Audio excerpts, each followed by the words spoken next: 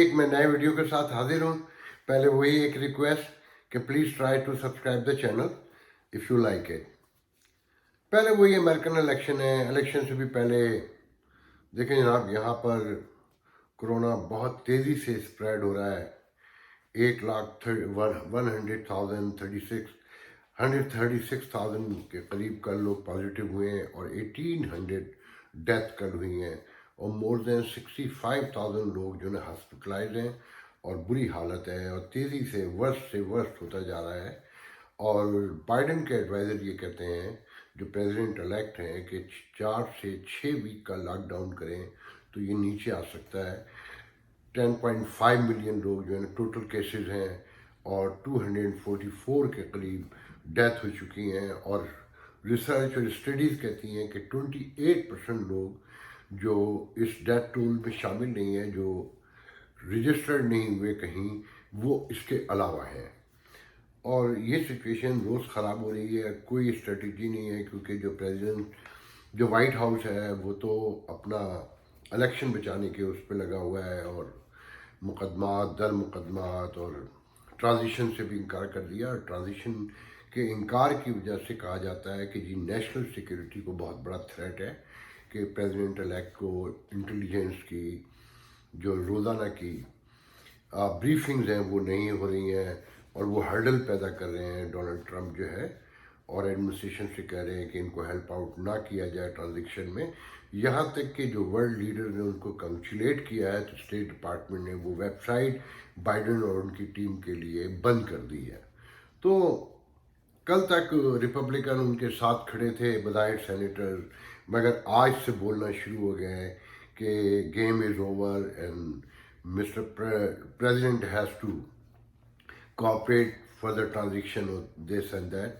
तो अब पता नहीं ट्रांजिशन में कितना अरसा लगता है, क्या सिचुएशन होती है, मगर ये तय है कि जो सिचुएशन एक्सपर्ट बताते हैं, लॉ मेकर बताते हैं कि ये किसी सूरत वो इलेक्शन नहीं जीत सकते, कितने भी कोर्ट में चले जाएं, फाइनल डिसीजन यही होगा कि बाइडन जो है इलेक्शन जीत चुके हैं। उन्होंने 77.6 मिलियन वोट लिया, 5.5 मिलियन वोट वो अहेड हैं मिस्टर ट्रम्प से, और उनका 72.3 मिलियन के करीब वोट का नंबर है। उनका भी बहुत बड़ा हाईएस्ट नंबर है, इससे इनकार नहीं किया जा सकता।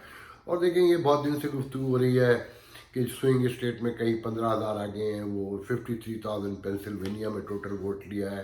तो 1 लाख से 1.5 लाख वोट का फ़र्क है टोटल, अगर ईमानदारी से देखा जाए कि जनाब कैलिफोर्निया बड़ी स्टेट है जो डेमोक्रेट की है, न्यूयॉर्क और इलिनॉय असल वोट का नंबर इधर है, तो इसलिए उनका वोट का नंबर बाइडन का ज़्यादा है। तो इलेक्शन को ऐसे नहीं देखा जाता, ओवरऑल देखा जाता है, जिसका जहां वोट बैंक है वो वहीं से वोट लेता है।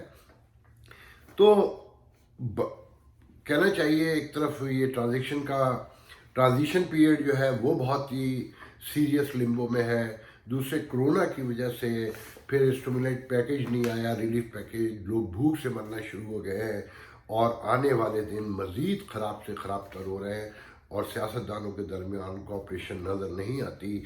नहीं पता कि अगले आने वाले दिन क्या लेकर आएंगे। अब मैं जो असल कहानी है वो आपको सुनाना चाहता हूँ। ये 1 माह से लोग कह रहे थे, मेरे इल्म में भी था, मैं पढ़ भी चुका था, मगर मैं बोला इसलिए नहीं था कि अभी मेन स्ट्रीम मीडिया में ऐसी कोई बात नहीं आई थी। मगर आज, बल्कि कल रात से कहना चाहिए, शुरू हो गई है कि डोनाल्ड ट्रंप बेसिकली इक़्तिदार छोड़ने से पहले अपने तमाम केसेस माफ़ करवाना चाहते हैं, डील बनाना चाहते हैं।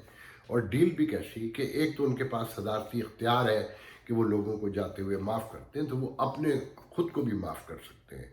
मगर लॉ मेकर कहते हैं कि there is a 3 option to do it, कि फर्स्ट ये कि वो अपने आप को खुद माफ़ करें, जिसकी कोई प्रेसिडेंस नहीं मिलती हिस्ट्री में, और वो अदालत में चैलेंज हो जाएगा कि सदर ने अपने आप को माफ़ किया।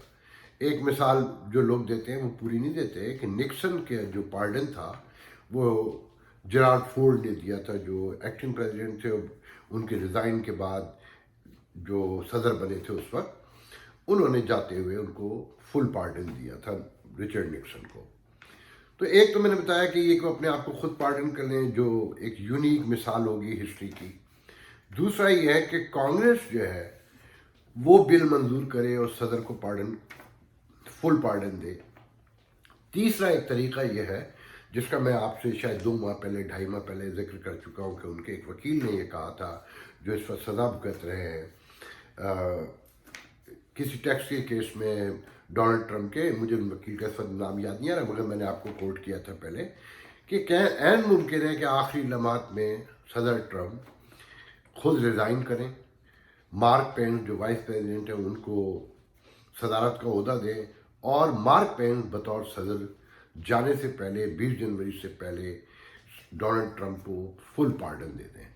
یہ 3 طریقہ کار ہیں، مگر یہ سب ریئر ہے اور ایکسیپشنل ہوں گے اور انوکھی مثال آپ ہوں گے، مگر اس میں بھی ایک ایشو ہے۔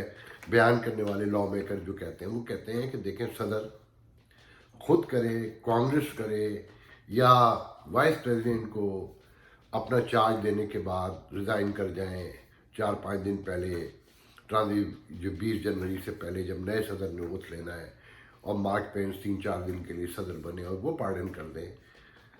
مگر یہاں مسئلہ یہ ہے کہ وہ فیڈرل چارجز معاف کر سکتے ہیں ٹوٹل، مگر جو صوبوں میں ریاستوں میں ہیں مقدمات وہ معاف نہیں کر سکتے، وہ ان کے دائرے اختیار میں فیڈرل گورنمنٹ کے نہیں آتا۔ مثال کے طور پہ ڈونلڈ ٹرمپ میں جو بیشتر مقدمات ہیں وہ نیو یارک اسٹیٹ میں ہیں یا کچھ نیو جرسی میں ہے ٹیکس کے حوالے سے، اور جو بھی دوسرے ہیں تو وہ گورنر معاف کر سکتا ہے۔ تو کہا یہ جا رہا ہے کہ یہ جو پریشر ہے ڈونلڈ ٹرمپ کا وہ اس لیے ہے کہ وہ پوری ڈیل کرنا چاہتے ہیں کہ انہیں ریاستوں سے بھی جو ان کے مقدمات ہیں اس میں پارڈن کیا جائے اور پھر وہ نائٹ وے میں چلے جائیں۔ اب سچ جھوٹ تو اللہ بہتر جانتا ہے، مگر یہ سب گفتگو ہے اور یہ اسی طریقے سے اس وقت یہاں پر جاری ہے۔ آنے والے دنوں میں کیا ہوگا، روز ایک نئی کہانی آتی ہے کہ کبھی ریپبلکن خاموشی اختیار کر لیتے ہیں، ایسا لگتا ہے کہ انہوں نے چھوڑ دیا ڈونلڈ ٹرمپ کو، مگر اچانک کھڑے ہو جاتے ہیں کہ ان کا ووٹ کا نمبر دیکھ کے ڈر جاتے ہیں کہ وہ اگلے 4 سال سب کو خراب کریں گے کیونکہ ووٹر بہرحال ان کے ساتھ ہے۔ آئیے اب میں پاکستان کی طرف آتا ہوں۔ دیکھیں 2-3 خبریں بڑی امپورٹنٹ ہیں میرے نزدیک۔ کل سپریم کورٹ میں ایک ریٹائر آرمی افسر جو سپرڈینٹ آرمی کہلاتے ہیں، مجھے نہیں پتا، جتنی خبر تھی میں نے وہ دیکھی، گل زمان، ان کے پینشن کا کیس تھا کہ جس سے 5-5.5 ہزار روپے ریکوری کے نام پر کاٹے جاتے ہیں۔ تو گل زمان نے وہاں کہا کہ اس ملک میں انصاف بکتا ہے، یہاں عام انسانوں کو بھیڑ بکریوں کی طرح استعمال کیا جاتا ہے اور قانون انصاف امیر لوگوں کے لیے ہے۔ تو اس پہ chief justice of Pakistan Gulzar Ahmed نے کہا کہ آپ فضول باتیں کرتے ہیں، اور اگر آپ اسی طرح فضول باتیں کریں گے تو ہم آپ کا کیس ڈسمس کر دیں گے۔ سب سے پہلے تو ذہن میں رکھیں یہ جو گل زمان ہے ان کی عمر 87 ایئر ہے، بزرگ ترین شخصیت ہے۔ ایک چیف جسٹس کو ان سے بات کرتے ہوئے اپنی زبان، اپنی لینگویج، اپنا اخلاق اور اپنے عہدے کا خیال رکھنا چاہیے تھا کہ آپ فضول باتیں کرتے ہیں اور ہم آپ کا مقدمہ اٹھا کر پھینک دیں گے۔ ایک پڑھے لکھے خاندانی روایت کے امین کسی فرد کو، اور جو اتنے بڑے عہدے پر براجمان ہو، یہ زبان نہیں استعمال کرنی چاہیے تھی۔ سیکنڈلی کہ کیا انصاف بکتا ہے پاکستان میں یا عام آدمی کو بھیڑ بکریوں کی طرح استعمال کیا جاتا ہے، اس میں کوئی دو رائے ہے؟ اور پھر اس مقدمے کی نوعیت دیکھیے کہ ریکوری کے نام پر 5-5.5 ہزار روپے ماہانہ کٹتے ہیں، جس پہ وہ بوڑھے بزرگ کہتے ہیں کہ پورا چیک کروا لیا جائے میرا ریکارڈ کہ اگر میں نے کوئی جرم کیا ہو تو میں ساری پینشن چھوڑ دوں گا۔ کس چیز کی ریکوری؟ دوسروں نے جو چوری کی ہے اس کی ریکوری ایک عام سولجر سے کی جائے گی، یہ ایک عام کوئی بھی ریٹائری ہے اس سے کی جائے گی۔ تو سپریم کورٹ نے ان کی آدھی ہاف استدعا کو منظور کیا اور آرمی کے کسی ادارے کو، ٹریبونل کو، پتہ نہیں، مجھے نہیں سمجھ آئی وہ بات کیونکہ میں نہیں سمجھتا، وہاں بھیج دیا اس کو۔ मतलब अपने सर से बला टाल दी। और फिर सुप्रीम कोर्ट के बारे में मैं ये बता दूं कि इनके फैसले सिर्फ अपोजिशन पर लागू होते हैं, कमज़ोरों पे लागू होते हैं, जहाँ पर स्टेट चाहती है, डीप स्टेट जिसे कहते हैं। मेरे एक दोस्त हैं, मैं नाम नहीं लूँगा, पाकिस्तान के बहुत बड़े मुसव्विर हैं, वापडा में काम करते थे। वापडा ने उनको निकाल दिया बिला वजह, ज़बरदस्ती। हैदराबाद में जो कहीं काम करते थे वो 10 साल मुकदमा लड़े सुप्रीम कोर्ट से, जीत गए। पहले हाई कोर्ट से जीते, हुकूमत वापडा ने उनके खिलाफ अपील की, सुप्रीम कोर्ट गए, वहाँ से भी जीत गए। और वो लेके वापडा ऑफिस पहुंचे कि नौकरी दोबारा ज्वाइन कर ले। तो एक्सियन जो उनका इंचार्ज था उसने 50 लाख रुपए मांगे कि ये दो, वरना ये अपना जो सुप्रीम कोर्ट का आर्डर है बत्ती बना लो। और फाइनली वो सुप्रीम कोर्ट का आर्डर बत्ती बन गया। तो ये औकात है इस सुप्रीम कोर्ट की। सेकंड, जो अब दिलचस्प बात है जिसमें मैं आता हूं कि जो अरशद मलिक जज है जिसने नवाज शरीफ के खिलाफ मुकदमा का फैसला सुनाया था, उसका वीडियो बनाने वाले 2 अफराद जो है, नासिर कोई है मिस्टर बट और एक कोई दूसरे, उनको इंतहाई मतलूब दहशतगर्दों की फहरिस्त में शामिल किया। तो उसके साथ दहशतगर्दों की फहरिस्त आई पाकिस्तान की 1200 समथिंग लोगों की। बहुत दिलचस्प है ये, जिसमें 780 के करीब दहशतगर्दों का ताल्लुक खैबर पख्तूनख्वा से है, 122 का पंजाब से है, 100 का सिंध से है, 10 का इस्लामाबाद से है और 100 ही तकरीबन अराउंड बलूचिस्तान से। अब जहन में रखें, मुलाजमतों में, सरकारी महकमों में, फौज में, रेंजर में, PIA में, कस्टम में, जहाँ जहाँ जाइए, पंजाब का हिस्सा जो है वो 80% से ज़्यादा है। जहाँ पॉलिसी बनाते हैं जो लोग, वो सब पंजाब से ताल्लुक़ रखते हैं, जिनकी बदौलत पाकिस्तान मुश्किल में गुज़िश्ता 40 साल से, स्पेशली कोल्ड वार से के ख़ात्मे से है। मगर उनके दहशतगर्द टोटल 122 है।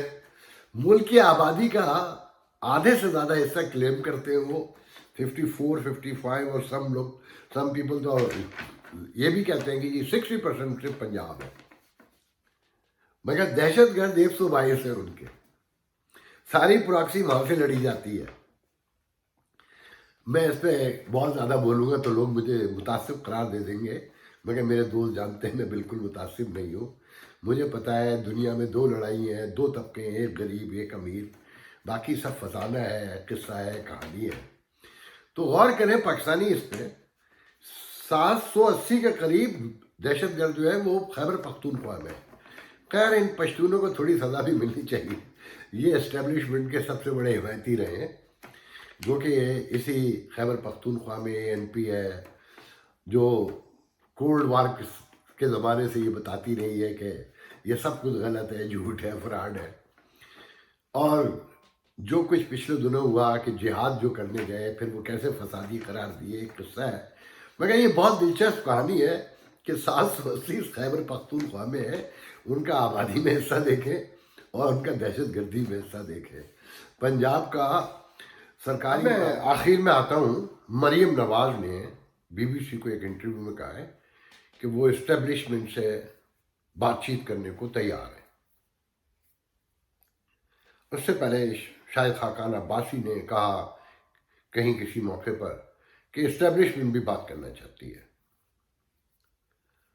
तो उस पर मैंने 1-2 तजिया निगारों को सुना, खासकर रसूल बख्श रईस, जिनसे मेरी पुरानी बड़ी याददिला भी है। वो यहाँ कोलंबिया यूनिवर्सिटी में कायदे आज़म चेयर पे भी रह के बरसों पहले जा चुके हैं। तो मुझे बहुत हैरत भी हुई, बड़ा अफसोस भी हुआ कि पाकिस्तान में इस्टेब्लिशमेंट से हाथ मिलाए बगैर कोई दानिश्वर रह नहीं सकता मेरे ख्याल में। उन्होंने एक बात तो दुरुस्त की कि इस्टेब्लिशमेंट की तरफ से तो ऐसा कुछ नहीं आया कि जी वो बातचीत को तैयार हैं। ये मुस्लिम लीग नून ही कह रही है कि जनाब हम बात करने को तैयार हैं। उसका मतलब ये है कि बैक फुट पे चले गए हैं, उनके बयानियों को सपोर्ट नहीं मिल रही है। और एक लंबी उन्होंने کہ تنہا ہوتے جا رہے ہیں اور ان کے اپنے درمیان مسلم لیگ نون میں ڈفرینسز پیدا ہو گئے ہیں۔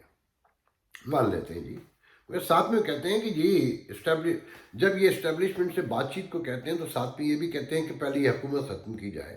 تو حکومت کے جانے کا آئین میں ایک طریقہ درج ہے، آنے کا بھی ایک طریقہ درج ہے۔ تو میں رسول بخش رئیس صاحب سے اپنے محترم سے پوچھنا چاہوں گا کہ محترم، کیا پاکستان میں حکومتیں آئین کے عین مطابق آتی ہیں جو اس میں درج ہے، جو ان کے جانے کا طریقہ بھی آئین سے تلاش کیا جائے، یا جو ریگنگ ہوتی ہے وہ آئین میں کہیں درج ہے، یا اس حکومت کے بارے میں آپ کہہ سکتے ہیں کہ یہ بالکل نائس وے میں آئی تھی، یہ عین آئین کے تابع جو آرٹیکل درج ہیں جس طرح سے الیکشن ہونے اس طرح سے ہوا تھا؟ تو یہ سارے سوالات ہیں، ان پہ غور کرنے کی ضرورت ہے۔ باتیں کرنے سے نہیں ہوتا۔ نہ مسلم لیگ کوئی سونے دودھ کی دھلی ہوئی ہے، نہ اسٹیبلشمنٹ دھلی ہوئی ہے۔ اگر پاکستان کو چلانا ہے تو ایمانداری سے چلانا ہوگا۔ جب تک فیئر فری الیکشن نہیں ہوں گے، لوگوں کی ول کے مطابق نہیں ہوں گے۔ مگر اب تو میں یہ بھی کہتا ہوں، عام آدمی کو تو ووٹ کی اہمیت کا پتہ بھی نہیں ہے۔ اس ووٹ کی اہمیت کا اندازہ صرف اسٹیبلشمنٹ کو خود ہے، یا ان سیاسی پارٹیوں کو جو اس ووٹ کے صدقے میں لوٹ مار کرتی ہیں اور پورے ادارے اور نوکرشاہی اور آرمی اسٹیبلشمنٹ سے لے کے سب لوگ اس کا استعمال کرتے ہیں۔ عام آدمی کو تو نہ کانسٹیٹیوشن کا پتہ ہے بیچارے کو، نہ ووٹ کا پتہ ہے۔ کہیں بریانی کی پلیٹ پہ دے رہا ہے، کہیں قبیلے کی بنیاد پہ دے رہا ہے، کہیں برادری کی بنیاد پہ دے رہا ہے، اور کہیں نفرت اور محبت کی بنیاد پہ دے رہا ہے۔ ووٹ ایسے نہیں پڑتا۔ یہاں پہ بھی دیکھیں ڈفرینسز ہیں، میں اس سے انکار نہیں کرتا، مگر پورے شعور سے ووٹ دیا گیا ہے دونوں طرف سے۔ اور پہلی بار یہاں پر بھی یہ احساس بیدار ہوا ہے کہ اتنا بڑا اسپلٹ، اسے ڈیل کرنا کوئی بچوں کا کھیل نہیں ہوگا۔ آپ تو چوری کر لیتے ہیں سب کچھ، اور اس کا ثبوت یہ ہے کہ اسٹیبلشمنٹ کو احساس ہو گیا ہے کہ معاملات آگے نہیں بڑھ رہے۔ ذرا غور سے دیکھیے سینیریو کو۔ حیدر رضوی متحدہ پاکستان کے رہنما اچانک پاکستان پہنچ گئے۔ کیسے پہنچے؟ پہلے آنے نہیں دے رہے تھے انہیں، وہ پہنچے تو انہیں واپس بھگا دیا گیا۔ کوئی ریاست ایسے کر سکتی ہے کہ اگر ایک آدمی خدا نہ خواستہ حیدر رضوی مجرم تھے، ملزم تھے، مقدمات میں مطلوب تھے، تو انہیں تو گرفتار کرنا چاہیے تھا، مگر ریاست نے انہیں واپس بھیج دیا تھا کہ حضور آپ یہاں نہیں رہ سکتے، جائیے۔ یہ ہے پاکستانی ریاست۔ پھر آپ وہ چلے گئے، اس کا سیدھا سا مطلب یہ ہے کہ کوئی معاملات کہیں طے ہو گئے۔ پھر اچانک ندیم نصرت کا میسج، گرینڈ الائنس، واضح جلیل ہم پاکستان جا رہے ہیں، یہ سب کچھ امریکہ میں بیٹھے ہیں، کوئی لندن میں بیٹھا ہے، کوئی کہیں میں۔ ندیم نصرت اور واضح جلیل تو امریکہ میں ہیں، اور حیدر رضوی شاید دبئی سے گئے ہیں یا کینیڈا سے گئے ہیں، میں زیادہ اس پہ نہیں جانتا فی الحال۔